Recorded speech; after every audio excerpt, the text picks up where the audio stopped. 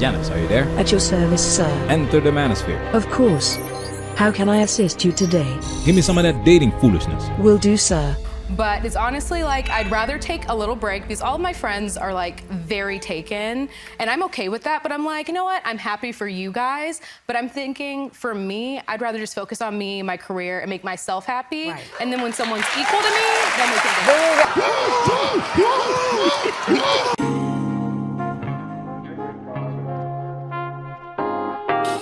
Welcome to Manosphere Highlights Daily. For this episode, we go to the Tamron Hall show. She has a female target audience, and eventually an episode will appear that focuses on that dating foolishness. And of course, they don't take men's perspective into account. That's why we're here. Let's talk about it. We men ain't we? Yeah. We men ain't we? Yeah.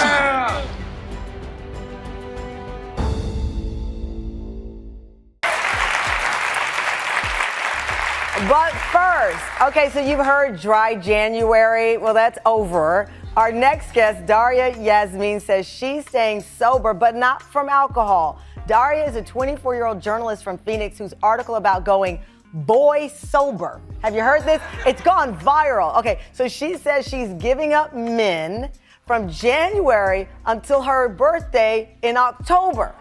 According to the rules of going I can't even say it, boy sober, something my mother I'm sure wish I had done as a teenager, it's a dating cleanse. Okay. Stop it right there. Dating cleanse. You know we are keen on words here.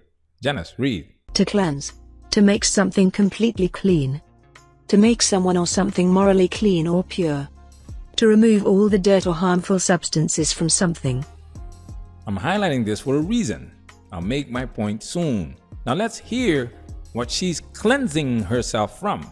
So I'm reading directly from Daria what she says she's going to do. She's going to abstain from all aspects of dating. That means no dates, talking stages, situationships, hookups, and any and everything in between. This is a big trend amongst young people these days. Let's bring out the face, the name who made it go viral, Daria Yasmin. Come on out, Daria. No dates, talking stages, situationships, hookups, anything and everything in between. First off, this is proof she's been doing all of these things. How much proof do you need? Now the question is, why? Why? Why did she decide to cleanse herself from this dating foolishness? Ma'am, you have everyone now saying boy sober. Everywhere I go online, there are articles, there are think pieces. People are analyzing what this means. I'm going through my notes because I want to read some of the things that people said in reaction to her going boy sober. Someone said, a year? Somebody said, I did 1.5 year cleanse on boys, got back into the dating scene and remember why I went boy sober. Someone else said, I tried dry January in 2023 and it didn't go well. Somebody else said, I did that years ago.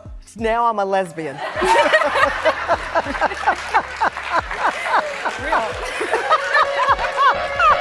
love you so much for starting this conversation. You describe the dating. Red flag alert. The women are laughing and the crowd is applauding. The fact that the women who wrote these comments are essentially throwing men under the bus. This is funny to them. Keep this in mind, fellas. I'll come back to this later. Let's continue. I love you so much for starting this conversation.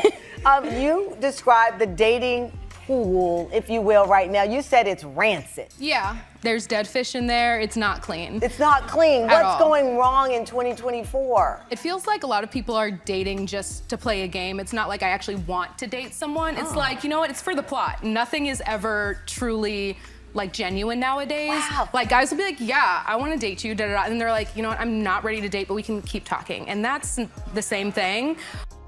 In other words, this is all men's fault. The dating pool is rancid because the men are not good. The men don't want serious relationships. That's why all these women had negative things to say after returning from their boy sober period. There is nothing wrong with these women. Nope. Women are not responsible for hookups and situationships. That's all men. We can do that alone. But they will always tell on themselves.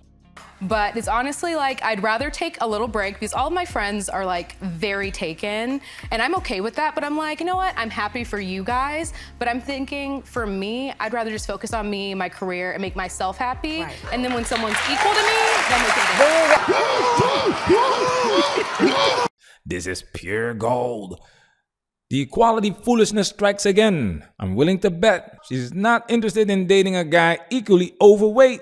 And once again, like many women, she determines her worth based on her career and what's important to her. There shouldn't be no reason why you can't say, I don't want to date a bus driver. You know why? You're a lawyer. You did your education. You've done your work. You've been on television. You're still on television. And you probably don't want that kind of man. And that's okay. And I don't think that man wants me, lawyer. That's the other part of the where conversation. you gonna meet him? Like we explained in our previous video with Nora Vincent, she explains women have the mindset of pass my test and then we'll see if you're worthy of me. And this is coming from women who had clearly little to offer. Once again, the audience is clapping. Now let's hear what she has to offer. Oh yeah, I'm very much a lover girl. I make Valentine's Day cards and give it to my friends. I do all of these things that just like, I put a lot of love into my relationships, regardless romantic or platonic. So I feel like when I envelop myself into a relationship, I want it to be purposeful, but it's also like, I'm a prize. I do so many things for myself. I get massages, I take myself on dates. I do all of these things. I love that, right? Women just can't stop talking about themselves. And that's why they always tell on themselves. If you are the prize, I want to know what you're going to do for me. How can you be the prize if you take yourself out for massages and on dates? Can't make this stuff up. How about giving your man a massage or cooking him dinner? How about keeping yourself in shape to look good for your man? Just listening to her in this interview indicates how everything is about her when it comes to dating and relationships. She seems selfish and exhausting to be with. Now, once again, the crowd is applauding all of this. Now, look what happens here. And that black men are actively saying, I do not want a black woman. I am going to go to another country to find another, ethnicity or race of woman because I deem them to be more attractive. I deem them to have more traditional values, bow to me. Submissive. And, But find them be to do submissive what, with- though? To marry them. Nobody's clapping now. When men are doing their version of cleansing from this dating foolishness, there is no applause. This is not a live show, but if you're watching, give yourself a round of applause.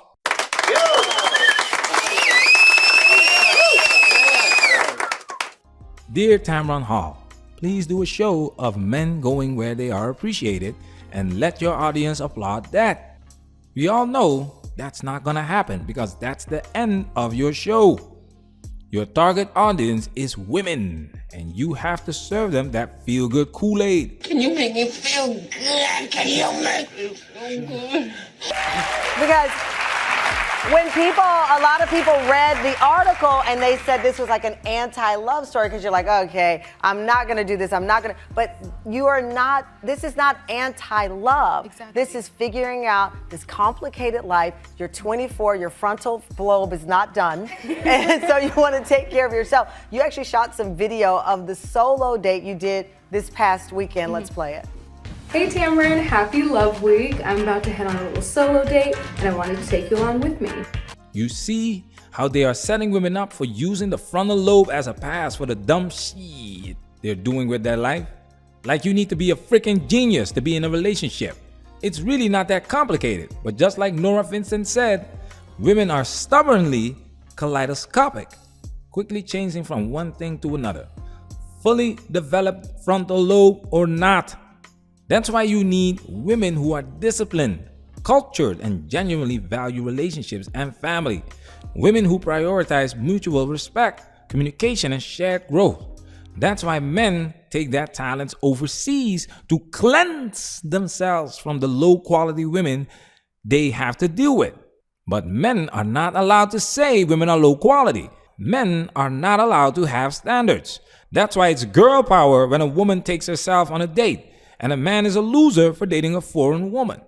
Okay, I love that video because, as you know, I didn't get married into my late 40s, and I used to do that for myself. I would go to like the flower market or the grocery store, and look how well you turned out. Well, it's going okay. This is a mistake a lot of people make. Stop looking at these anomalies, these celebrities. Tamron Hall is a great-looking woman, and she's 53 years old. She's from a different time. She has experienced a different 40. Modern day 40 is not looking too good for relationships. Janice, give me some data. A record high share of 40-year-olds in the US have never been married. As of 2021, 25% of 40-year-olds in the United States had never been married. This was a significant increase from 20% in 2010, according to a new Pew Research Center analysis of Census Bureau data. Marriage has long been a central institution in the lives of Americans. In 1980, just 6% of 40-year-olds had never been married. But people born from the 1960s onward have been increasingly delaying marriage, and a growing share are foregoing it altogether. The 2021 data marks a new milestone in that decades-long trend. You can observe a significant increase in the percentage of 40-year-olds who have never been married on the graph. By the time this lady turns 40, in 2040, I believe that the percentage of never married 40-year-olds will have doubled. This is based on the prediction that 45% of women are expected to be single and childless by 2030. And to take it a step further, look at this graph. Share of never married 40-year-olds in 2021 varies widely by race, ethnicity and education level. What stands out? Black. Sisters have to stop making themselves look bad on these platforms. It's not working. I've been very honest on this show. Around the age of 35, I did start to have anxiety because I did not want another failed relationship. And I got out of a relationship and I was like, I didn't know it was called boy sober then. I was like, I can't do it again because I need to figure out what it is that I want. Manosphere, we working. Protect yourself at all times. This video has officially been highlighted.